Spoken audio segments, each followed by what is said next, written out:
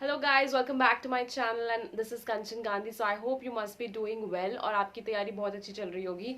So आज की video में हम डिस्कस करने वाले हैं. मैंने कुछ टाइम पहले इंस्टाग्राम पे एक आस्क मी अ क्वेश्चन वाला एक डाला था टैग या पोस्ट जो भी कहते हैं उसको अपनी स्टोरी पे. तो उस पर आपने बहुत सारे क्वेश्चंस मुझसे पूछे थे रिलेटेड टू बीएड की जो भी आपके डाउट्स हैं उससे रिलेटेड आपने काफ़ी सारी चीज़ें मुझसे उसमें पूछी थी.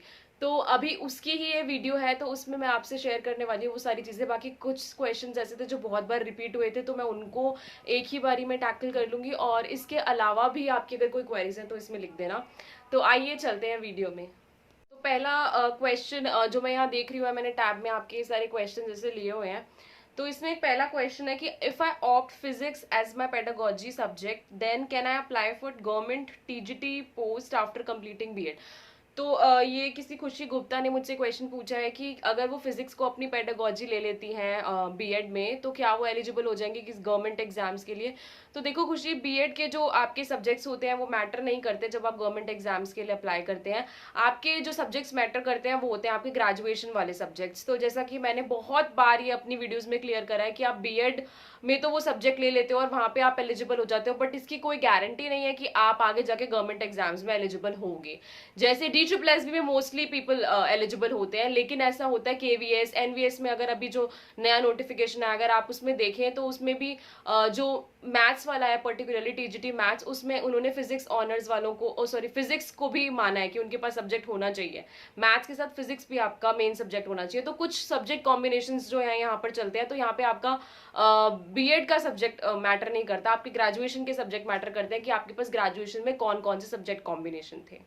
बाकी कुछ ये क्वेश्चन बहुत बार रिपीट हुआ था कि please give some guidance regarding DU BEd 2022 entrance. तो इसमें आप लोगों ने मुझसे गाइडेंस मांगी हुई है. मैंने बहुत सारी वीडियोस में आपको एक्सप्लेन किया है कि आपका जो एग्जाम का मेजर पोर्शन है वो कहाँ से आता है. बहुत सारी वीडियोस आपने पीछे देखी होंगी तो वो आपको काफी हेल्प करेंगी एग्जाम में. अगर आपने वो नहीं देखी है तो आप जाके एक बार देख लीजिए. उसमें मैंने स्पेसिफाइड टॉपिक्स भी आपको बताए हुए हैं कि आपको सोशल साइंस के लिए कौन से इंपॉर्टेंट टॉपिक्स हैं, साइंस के लिए कौन से इंपॉर्टेंट टॉपिक्स हैं.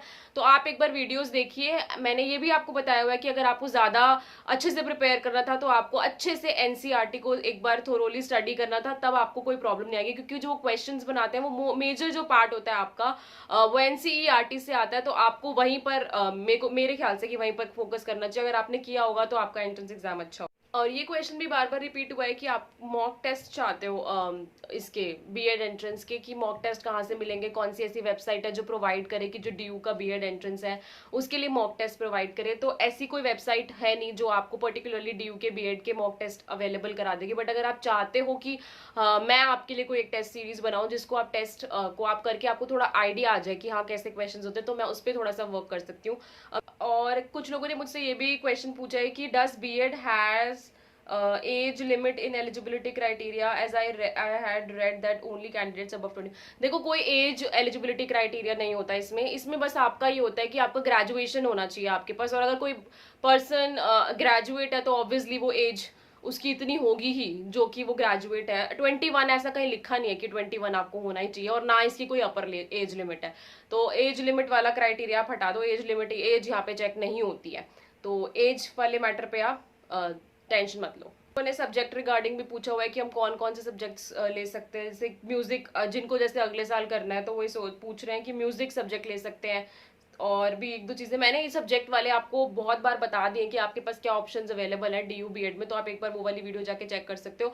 बाकी मोटा मोटा अगर मैं आपको बताऊं तो सोशल साइंसेस के सब्जेक्ट्स हैं, साइंस के सब्जेक्ट्स हैं, लैंग्वेजेस के सब्जेक्ट्स हैं और अदर सब्जेक्ट्स हैं, कॉमर्स के सब्जेक्ट्स हैं. तो ये सब्जेक्ट्स हैं आपके पास. ये जो आप पूछ रहे हो म्यूजिक नहीं है, शायद DU में म्यूजिक नहीं है.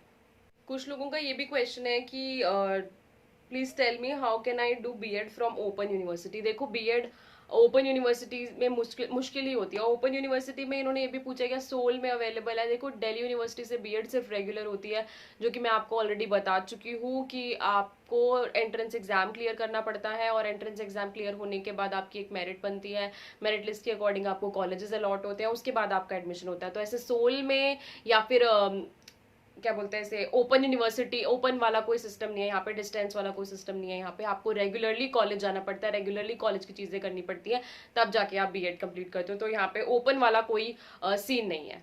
बहुत बार रिपीट हुआ है कि what to study in last few days for DU B.Ed entrance.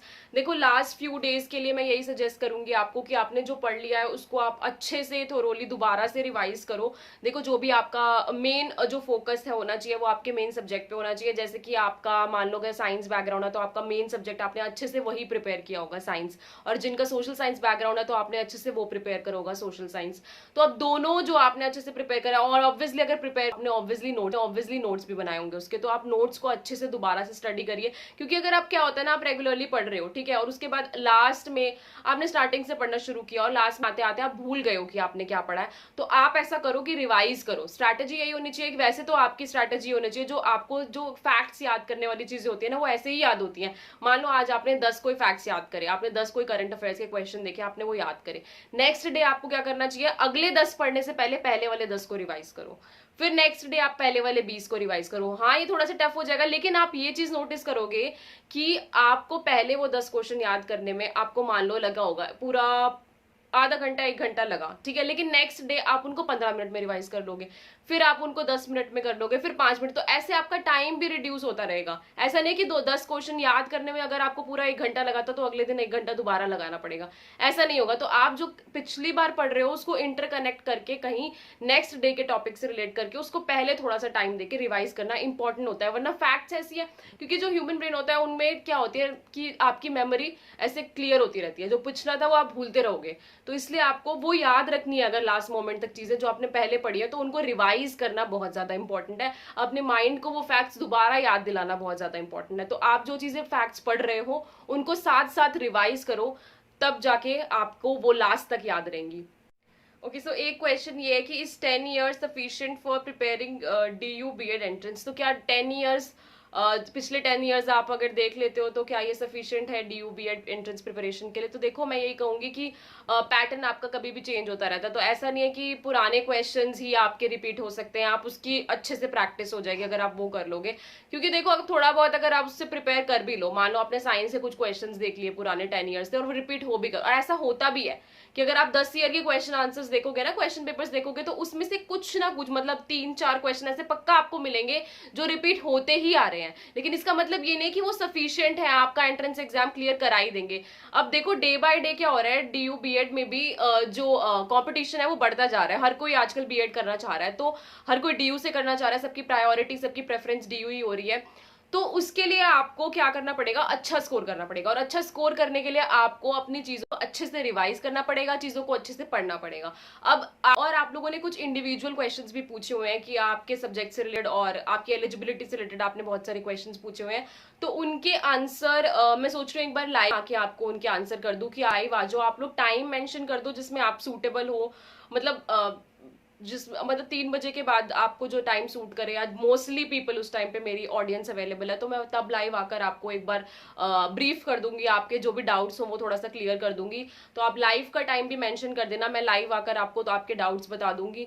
बाकी आई होप आपको ये वीडियो अच्छी लगी होगी, और अगर अभी भी आपके डाउट्स रह गए हैं तो मैं आपको कमेंट सेक्शन में रिप्लाई करने की कोशिश करूंगी, अगर आप कमेंट सेक्शन में मुझसे क्वेश्चन पूछते हो। बाकी अगर लास्ट तक वीडियो देखी होगी, या मेरी बहुत सारी वीडियो जो मैंने पहले पोस्ट करी हुई है अगर आपने वो अच्छे से देखी होंगी, तो मुझे नहीं लगता आपको कोई डाउट आया होगा, क्योंकि मैंने बहुत अच्छे से चीजें एक्सप्लेन करी हुई हैं ऑलरेडी। तो आई होप ये वीडियो आपके लिए बेनिफिशियल रही होगी, और ऐसे ही फर्दर अपडेट्स और मेरी वीडियोस देखने के लिए मेरे चैनल को सब्सक्राइब कर लीजिए, और वीडियो पसंद आए तो लाइक जरूर करना, और चैनल पे पहली बार आए हो तो सब्सक्राइब जरूर करना। Thank you and thanks for watching.